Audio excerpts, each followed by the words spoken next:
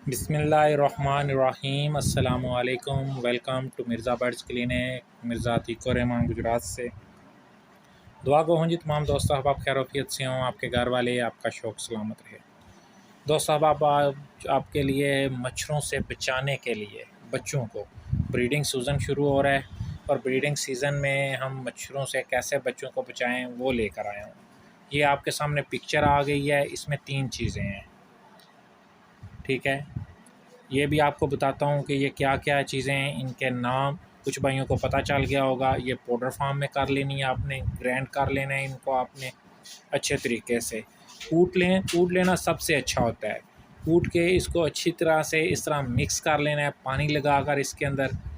पानी लगाकर इसको जब मिक्स करेंगे तो ये पेड़े की शक्ल में आपके पास आ जाएंगी, जिससे आप चने के दाने के बराबर या चने से थोड़ी सी छोटी गोलियाँ बना सकते हैं।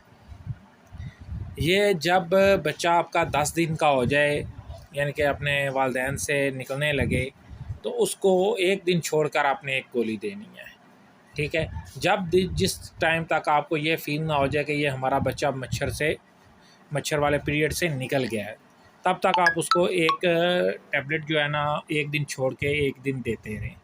जिनको दाने बन जाएँ आप उनको भी दे सकते हैं, उनको भी इसी तरीके से देनी है, बल्कि उनको 3 दिन मुसलसल दें, फिर 1 दिन छोड़ के 1 दिन दे दिया करें। तो ये उनके भी मच्छर के दाने के निशानात तक ख़त्म हो जाएंगे। जिनको ज़ख्म बन चुके हैं, कुछ भी हो चुका है, तो उनको भी आप ये चीज़ दे सकते हैं। 100% रिज़ल्ट ग्रांटेड नुस्खा है, और हम आपके साथ नुस्खा ही वो शेयर करते हैं जो हमने खुद आजमाया होता है। 3 चीज़ें थी, इंडियन रस 50 रुपए की, 2 मुट्ठी नीम के पत्ते, 1 मुट्ठी सरसों,